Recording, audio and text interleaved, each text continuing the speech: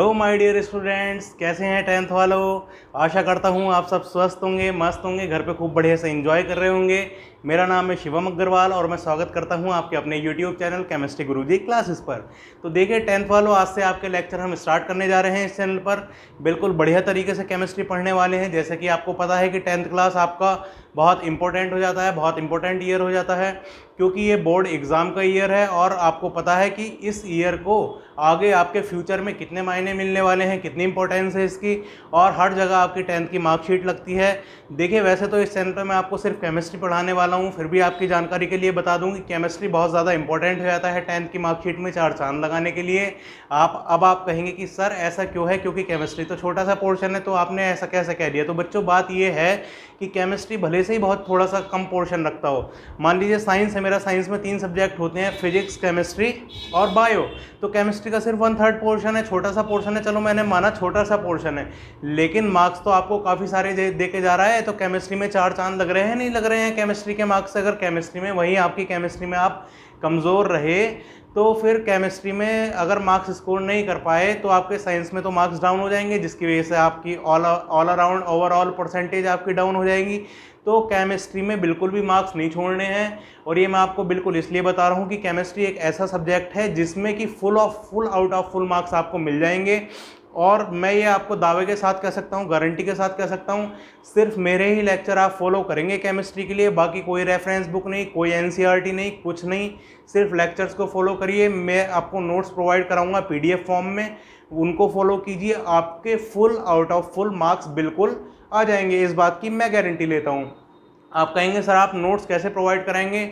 Notes के लिए मैंने एक टेलीग्राम ग्रुप बना रखा है, आप उसमें जाके ऐड हो सकते हैं। नीचे टेलीग्राम ग्रुप का मैंने आपको डिस्क्रिप्शन में लिंक डाल दिया है, वहाँ पे जाके आप ऐड हो सकते हैं। हर एक चैप्टर के आपको नोट्स पीडीएफ फॉर्म में, जो कि बेस्ट नोट्स होंगे, मतलब मैंने इस तरीके से उनको नोट्स को बनाया है कि उन नोट्स को पढ़ने वाले को ना तो किसी रेफरेंस बुक की, ना ही किसी एनसीईआरटी बुक की, किसी भी चीज़ की ज़रूरत नहीं पड़ेगी। सिर्फ मेरे लेक्चर पढ़ें, वीडियो देखें लेक्चर्स की और उन नोट्स को पढ़ें। बिल्कुल आपका 100% केमिस्ट्री सिलेबस बढ़िया तरीके से, बेस्ट तरीके से आपका कवर होने वाला है। और लेक्चर्स का भी मैं आपको बता दूं किस तरीके से पढ़ाऊंगा मैं। आपने अगर शेड्यूल वीडियो नहीं देखी है, फिर भी मैं आपको बता देता हूं।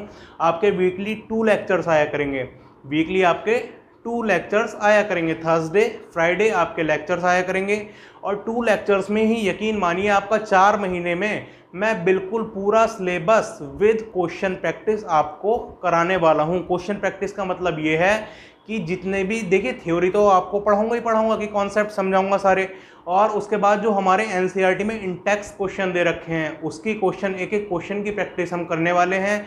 बाद में एक्सरसाइज के बाद में जो एक्सरसाइज क्वेश्चंस दे रखे हैं, जो प्रैक्टिस एक्सरसाइज दे रखी है एनसीईआरटी में, तो एनसीईआरटी के एक्सरसाइज क्वेश्चन भी हम एक एक यहाँ पे करने वाले हैं। तो इस तरीके से आपका एक एक क्वेश्चन या एनसीईआरटी का कवर होने वाला है।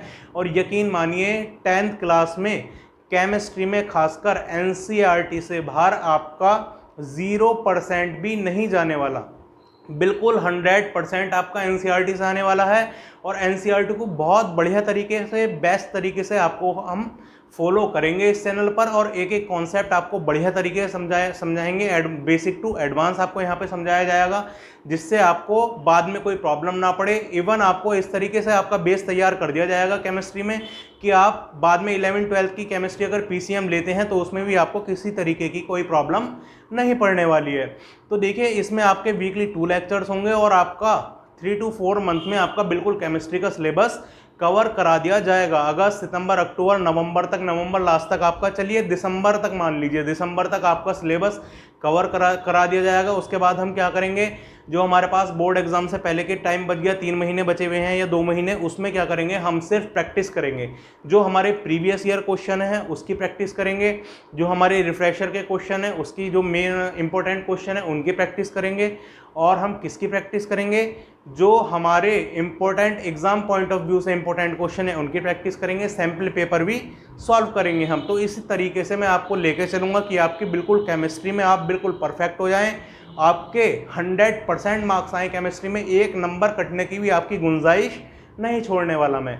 तो देखिए केमिस्ट्री में सिर्फ आप इस चैनल को फॉलो कीजिए और बने रहिए मेरे साथ केमिस्ट्री गुरुजी क्लासेस में। तो हम आज ये हमारा केमिस्ट्री का 10th क्लास वाले बच्चों के लिए फर्स्ट लेक्चर रहेगा और हम शुरू करने वाले हैं आपके first chapter chemical reaction and equation से। तो आज का लेक्चर जो होगा हमारा बहुत बढ़िया लेक्चर होगा, बेसिक लेक्चर होगा, जिसमें हम पढ़ने वाले हैं केमिकल रिएक्शन और उसकी कैरेक्टरिस्टिक्स और इक्वेशंस, केमिकल इक्वेशंस क्या होती हैं। तो चलिए शुरू करते हैं। तो देखिए केमिकल रिएक्शन जो है, अगर मैं इसकी बात करता हूं तो देखिए केमिकल रिएक्शन ये वर्ड आया कहां से है। आपने 9th क्लास में 2 तरीके के चेंजेस पढ़े थे। कौन कौन से? एक पढ़ा था हमने फिजिकल चेंज और एक पढ़ा था हमने केमिकल चेंज। याद कीजिए, अगर नहीं याद है तो भी मैं आपको रिवीजन करा देता हूं, बढ़िया से आपको याद दिला देता हूं। देखिए फिजिकल चेंजेस क्या होते हैं। फिजिकल चेंजेस वो होते हैं जिनमें कि कोई नया सब्सटेंस फॉर्म नहीं होता है, that is known to be physical substances. और केमिकल सब्सटेंसेस वो होते हैं जिनमें कि कोई नया सब्सटेंस फॉर्म हो जाता है, उसको हम रिवर्स से वापस वही सब्सटेंस नहीं बना सकते जहाँ से हम चले थे। ये आपके परमानेंट चेंजेस होते हैं। आई बात समझ में? ये होते हैं हमारे केमिकल चेंजेस। जैसे कि हम पेपर को अगर बर्न कर देंगे तो क्या हम वापस से बर्न होने के बाद वो पेपर ला सकते हैं? नहीं ला सकते।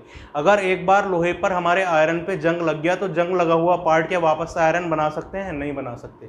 तो इस तरीके की चेंजेस होते हैं हमारे केमिकल चेंजेस, जो कि परमानेंट चेंजेस होते हैं, जिसमें कि नया सब्सटेंस हमारा फॉर्म हो जाता है। इस तरीके के चेंजेस को हम बोलते हैं केमिकल चेंजेस। और ये जो प्रोसेस हो रहा है, इस प्रोसेस को मैं क्या बोलूँगा? Chemical reaction. क्या बोलूँगा? Chemical reaction.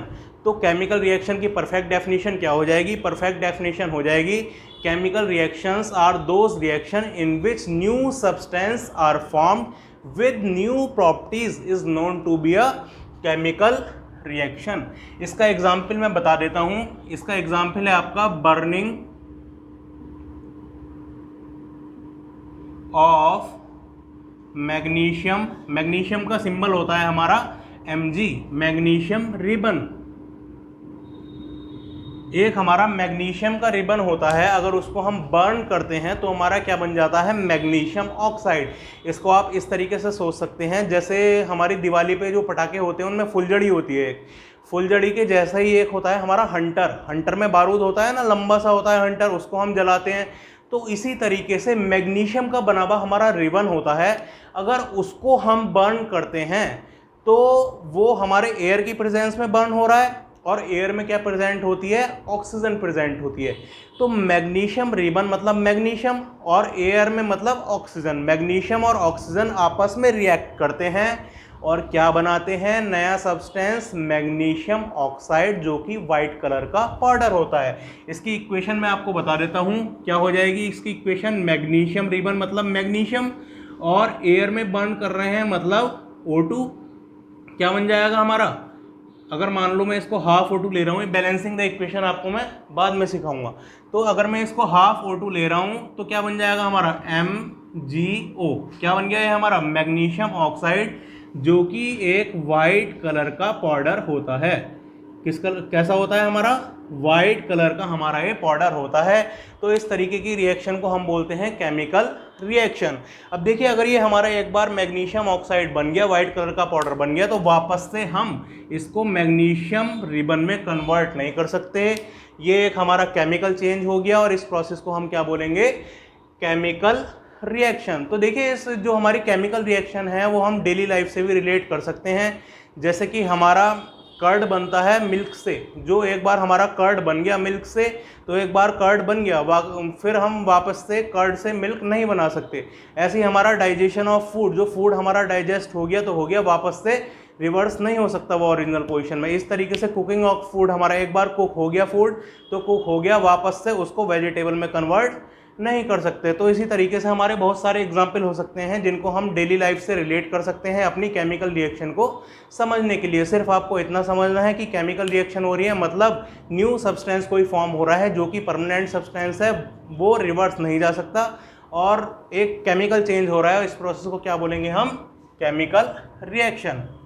अब बात आती है, जो हमारा केमिकल रिएक्शन होता है उसमें 2 हमारी चीज़ें होती हैं। हमारा एक तो होता है रिएक्टेंट और एक होता है हमारा प्रोडक्ट। तो जैसे मैंने आपको ये रिएक्शन लिख के दिखाई, ये क्या है? मेरी chemical reaction. Mg + ½ O2 gives us MgO ये हमारी क्या है, केमिकल रिएक्शन। और इस केमिकल रिएक्शन में एरो के लेफ्ट साइड में जो भी होता है, एरो के लेफ्ट साइड में जो पोर्शन होता है, इसको क्या बोलूँगा मैं, रिएक्टेंट।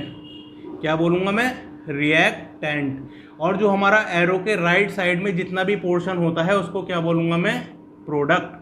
क्या बोलूँगा, प्रोडक्ट। मान लीजिए ऐसी फॉर एग्जांपल कोई हमारी रिएक्शन है A+B, क्या बना रहे हैं ये, C+D, कोई नया सब्सटेंस बना रहे हैं, तो A+B क्या हो जाएंगे मेरे, रिएक्टेंट, और C+D क्या हो जाएंगे मेरे, प्रोडक्ट। और इनके बीच में, रिएक्टेंट और प्रोडक्ट के बीच में क्या आता है, एरो आता है। और एक बात हमेशा ध्यान रखनी है, जो एरो का हमारा फेस होता है वो किसकी तरफ होता है, प्रोडक्ट साइड हमारा एरो का फेस होता है। तो इस तरीके से हमारा रिप्रेजेंट कर सकते हैं केमिकल रिएक्शन को, रिएक्टेंट, उसके बाद एरो आता है जिसका फेस हमारा प्रोडक्ट साइड होता है, और प्रोडक्ट हमारे राइट साइड में आते हैं।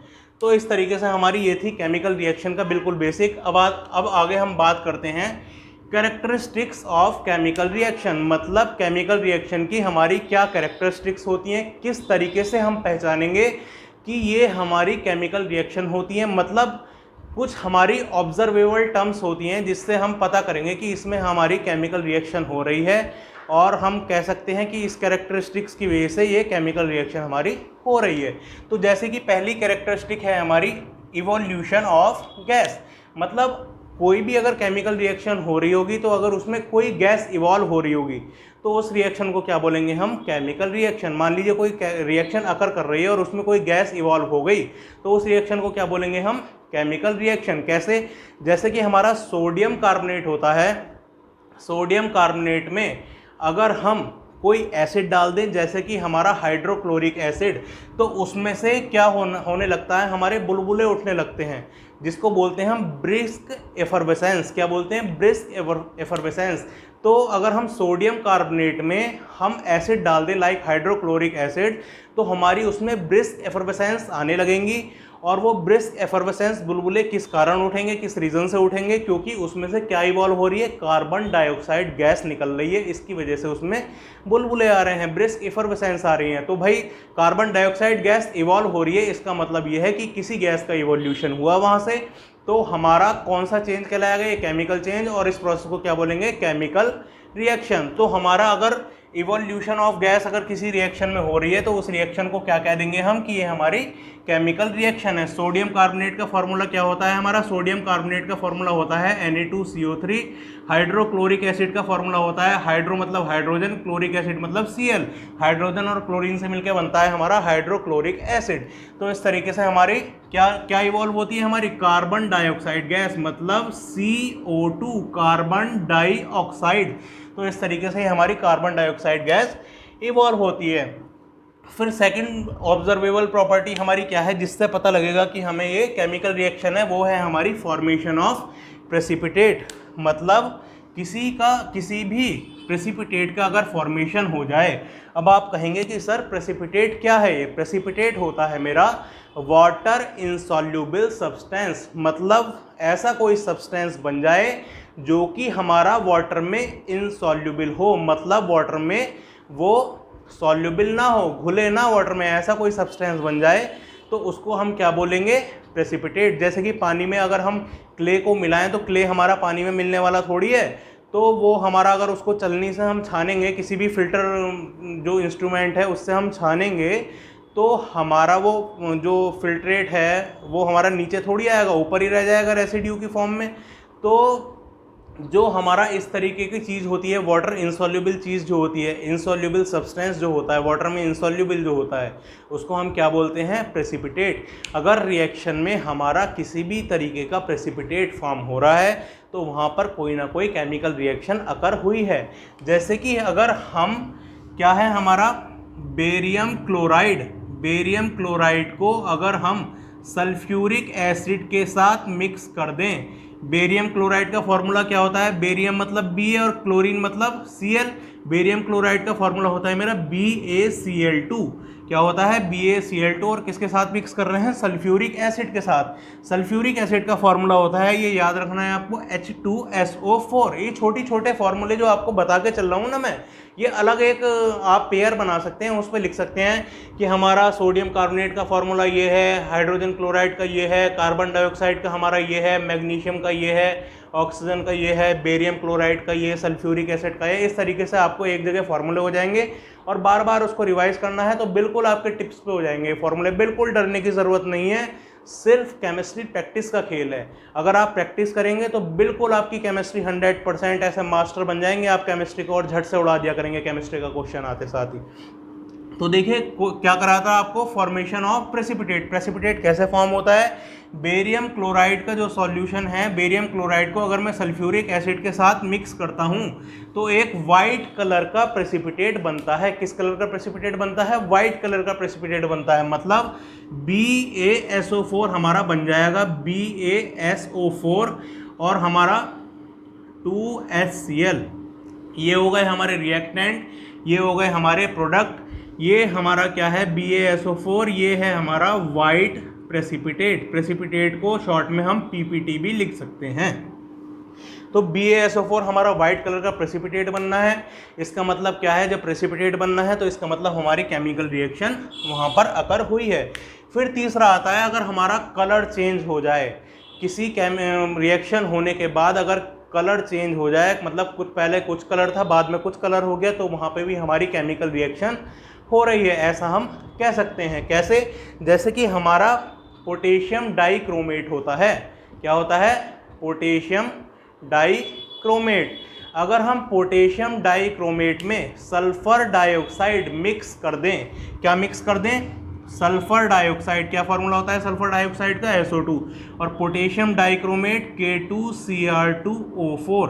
अगर पोटेशियम डाइक्रोमेट जो कि किस कलर का होता है हमारा, ऑरेंज, किस कलर का होता है, ऑरेंज कलर का, अगर सल्फर डाइऑक्साइड में इसमें मिक्स कर दूं तो अब ये ऑरेंज कलर का नहीं रहेगा, अब ये ग्रीन कलर का सब्सटेंस बन जाएगा।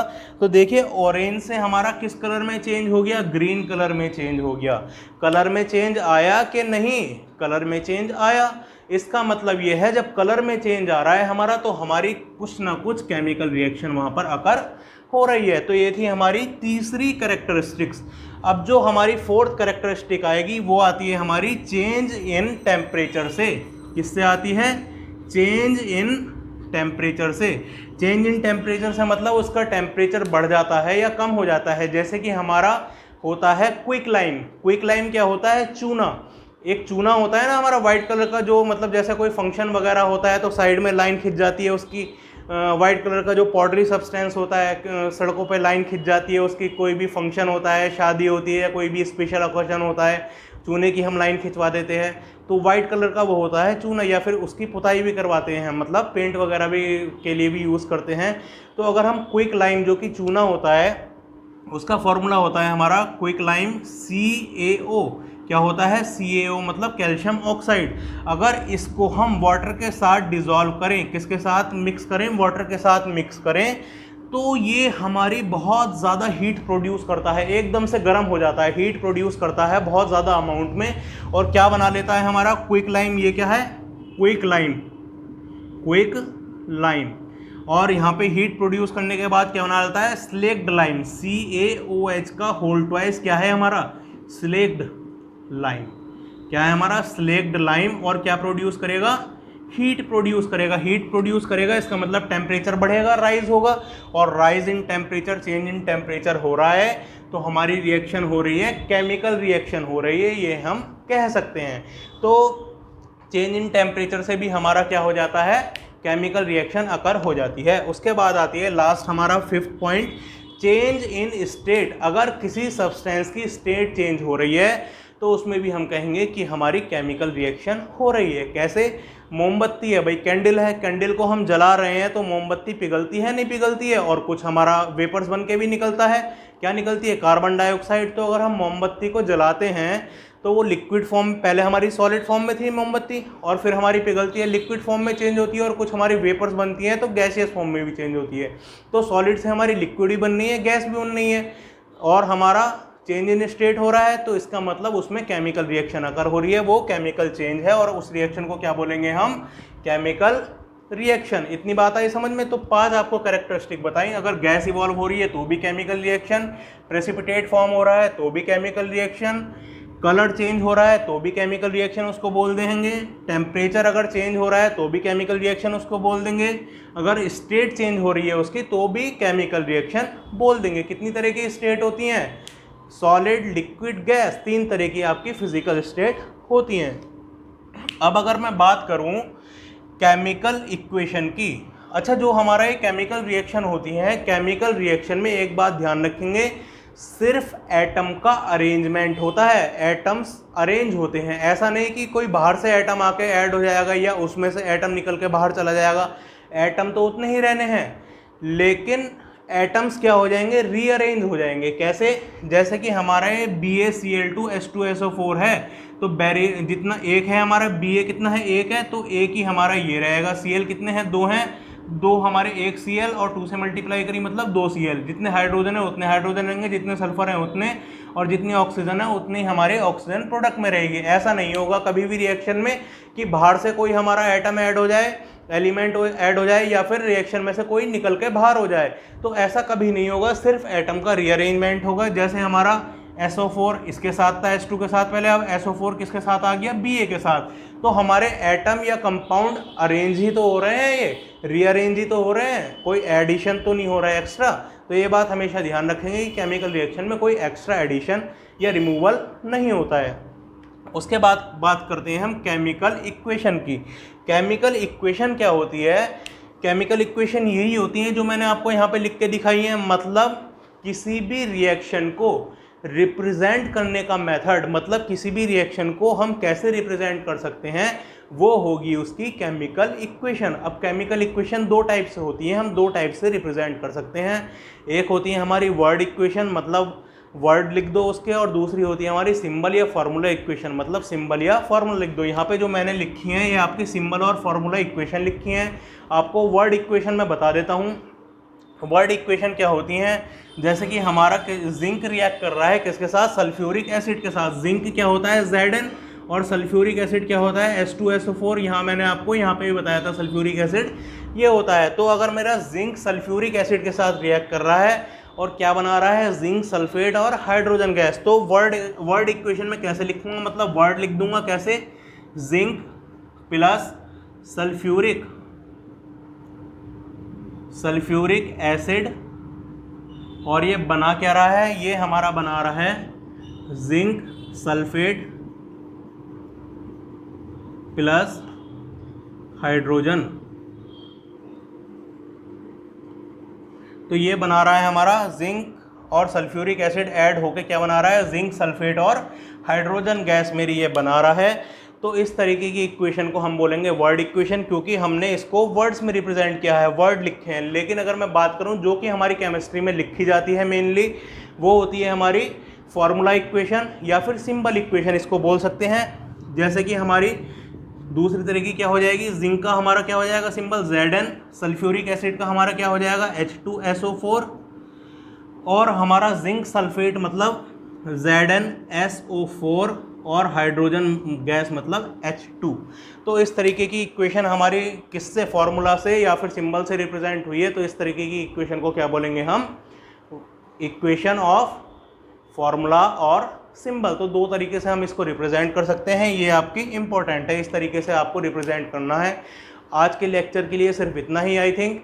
और नेक्स्ट लेक्चर में हम क्या पढ़ने वाले हैं, नेक्स्ट लेक्चर में हम पढ़ने वाले हैं बैलेंसिंग द केमिकल इक्वेशन। 2 तरीके की होती हैं, बैलेंस केमिकल इक्वेशन और अनबैलेंस केमिकल इक्वेशन। थोड़ा सा मैं आपको बता देता हूँ। बैलेंस केमिकल इक्वेशन मतलब रिएक्टेंट में जितने एटम हैं उतने ही एटम हमारे प्रोडक्ट में रहे, वो होती है हमारी बैलेंस। और अनबैलेंस्ड होती है हमारी जितने रिएक्टेंट में है प्रोडक्ट में उतने ना हो, कुछ ना कुछ चेंज हो, कम हो या ज़्यादा हो, तो वो होती है हमारी अनबैलेंस केमिकल इक्वेशन। और उस अनबैलेंस केमिकल इक्वेशन को किस तरीके से हम बैलेंस केमिकल इक्वेशन में कन्वर्ट करेंगे वो हम नेक्स्ट लेक्चर में सीखने वाले हैं, जो कि एग्ज़ाम पॉइंट ऑफ व्यू से बहुत ज़्यादा इंपॉर्टेंट हो जाता है और वहाँ से एक क्वेश्चन आपका आता ही आता है। बोर्ड में तो बिल्कुल ज़रूर आएगा और आपका स्कूल में जो होम एग्ज़ाम होगा उसमें भी गारंटेड आपको एक क्वेश्चन ज़रूर मिलेगा। तो मेरे साथ बने रहिए केमिस्ट्री गुरुजी क्लासेस में लेक्चर 2 के लिए।